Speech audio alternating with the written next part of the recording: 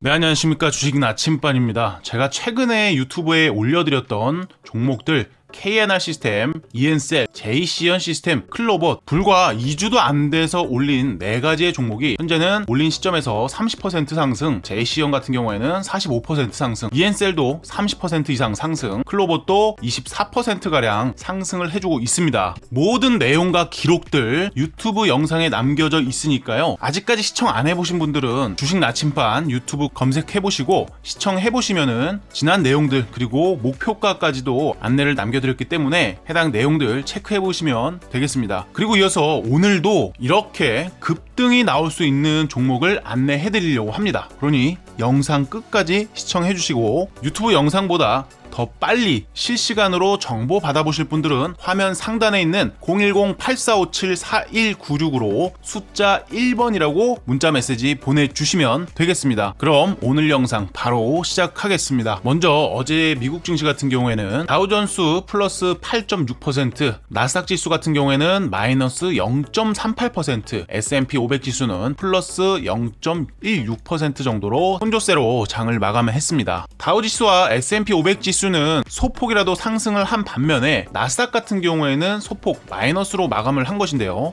사실상 나스닥 지수 같은 경우에는 이제 국채금리 상승에 있어서 기술주들이 대거 포진되어 있기 때문에 나스닥은 조금 약세를 보일 수밖에 없는 환경이긴 했습니다. 그럼에도 사실 이 수치는요, 장중에는 추가적인 하락세까지 보이긴 하였습니다. 그러나 기대 인플레이션이 진정이 되면서 저가 매수가 유입이 되면서 어느 정도 회복을 해주면서 전략 후강 패턴으로 마감을 했다라는 것이죠. 현재 가장 중요한 부분은 바로 미국 정부의 10년 채권 금리일 텐데요. 바로 전에 있던 고점까지 돌파를 하면서 어제는 4.8%까지도 반등을 했었지만 일부 되돌림폭이 나오면서 다시 4.7%대에서 등락을 보여가고 있습니다. 우선 전 고점을 돌파를 했다라는 것은 그 전에 있던 올타임 하이까지도 다시 한번 경신할 가능성이 열려 있다는 것이기 때문에 아직까지 투자 심리가 한 방에 되살아나기는 좀 어려운 환경일 수도 있겠는데요. 물가 추이를 또 살펴볼 수 있는 분수령이 있죠. 바로 오늘 발표될 생산자 물가지수 PPI 지표가 예정이 되어 있고요. 그리고 바로 내일로 이어지는 12월 소비자 물가지수 CPI 발표가 예정이 되어 있습니다. 해당 CPI 지표 같은 경우에는 대표적인 인플레이션 지표로 인해서 가구에서 일상생활을 영위하기 위해 구입하는 상품과 서비스의 가격 변동을 측정하기 위해 작성이 된다라고 적혀 있습니다. 그만큼 현재 지금 금리에 대한 민감도가 상당히 높아져 있는 상황에서 물가 추이를 가늠해 볼 수 있는 중요한 지표이기 때문에 시장 참여자들은 해당 CPI 발표를 확인하고 가고자 하는 그러한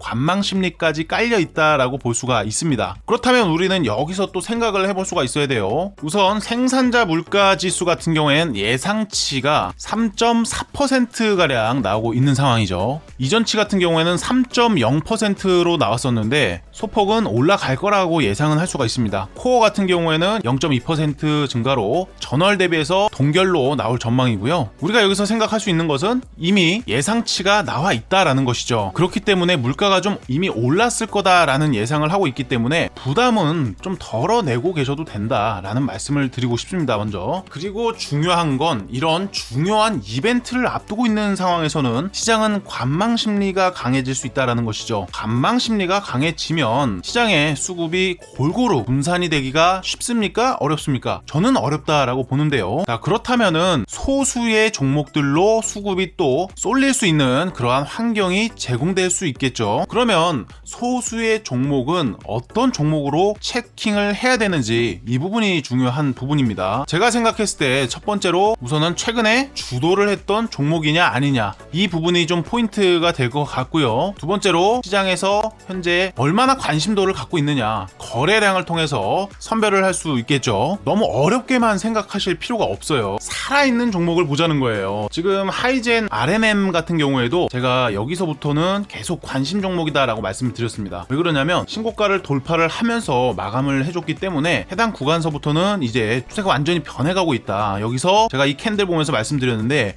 하루 정도 안착하는 그런 시그널들을 더 보여준다면 추가적으로 상승으로 이어질 수 있다라고 말씀을 드렸고요. 현재 여전히 상승 곡선을 그리면서 11선 꾸준하게 잘 타면서 가지고 있어요. 이런 종목들이 내일 한번 이렇게 강하게 또 반등을 했다가 내려올 가능성이 있습니다. 살아있는 종목을 보는 게 어려운 게 아닙니다. 시장에서 시세의 연속성을 보여주고 있는 종목이고 5일선 위에서 살아있는 종목이어야 됩니다. 현재 해당 종목은 간단하게 말해서 거래량이 한 번 더 터질 타이밍을 기다리고 있는 겁니다. 거래량이 한 번 더 터지면 그때를 매도 타점으로 생각을 하셔야지, 거래량이 터진 다음에야 따라 들어가려고 하면 그거는 개인 투자자들과 똑같이 플레이를 하는 겁니다. 그렇기 때문에 지금같이 거래량이 말랐을 때 이런 타이밍에 접근을 고려한다면, 더구나 대내외적인 그러한 시장의 수급까지 고려를 해서 진입 접근을 한다면 나쁘지 않은 선택이 될 거라고 생각을 하고요. 제가 그래서 결국에는 지금 이 하이젠 RNM 조정이 나올 가능성은 있습니다. 그러나 조정이 나오더라도 한 번 정도 치고 나올 가능성이 높다라고 보고 있어요. 우리 보통 이평선 매매 그 원리를 배워보신 분들은 아실 거예요. 이렇게 5일 이평선 타고 가다가 한번 내려오면 10일 이평선에서 이렇게 지지를 받고서 올라가죠. 그리고 나서 내려올 때는 이제 21선까지 내려와서 지지를 받고서 상승하는 그러한 패턴을 보여줍니다. 그런데 지금은 어찌됐건 내려오게 되면 손익비가 좋은 자리는 아니지만 제가 봤을 때는 이렇게 거래량이 한 번 더 크게 나오면서 위로 좀 과매수, 상방으로 좀 과열되는 그러한 수준으로 한번 끌어올렸다가 다시 내려오는 그런 그림을 보고 있거든요. 그렇기 때문에 어찌됐건 내일까지도 중요한 지표가 대기를 하고 있어요. 그러면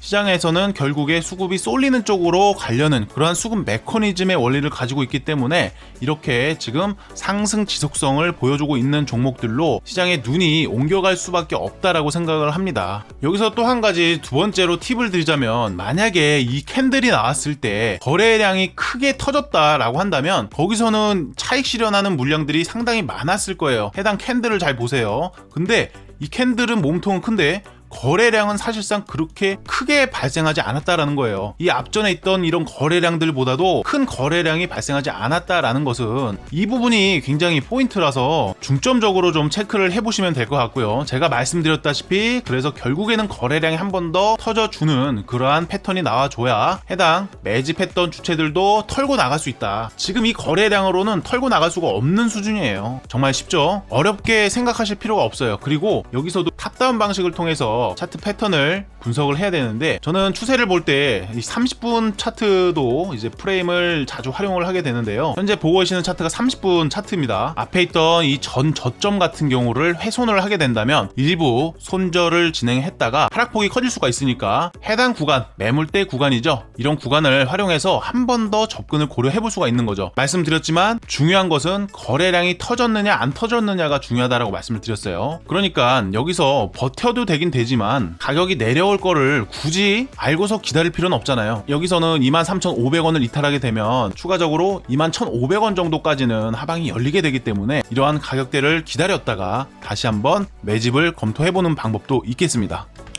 사실 그래요. 이렇게 신고가, 신규 상장주 같은 경우에는 사실상 위쪽으로 이제 매물이 없기 때문에 매도를 하는 쪽은 사실 개인 투자자들이 많거든요. 이렇게 거래량이 없는 상태에서 매도를 한다라는 것은 이제 소신이 없는 개인 투자자들이 매도를 한다. 거래량의 변화를 잘 체크해야 된다라고 말씀을 드리면서 오늘 영상 마무리하고요. 단타 종목들도 그렇고 근거 있는 매수 매도 플랜을 제공받아보실 분들 무료 정보방 운영 중에 있습니다. 상단에 전화번호를 통해서 숫자 1번 문자 메시지 남겨주시면 제가 카카오톡방 입장 링크를 남겨드릴 수 있도록 하겠습니다.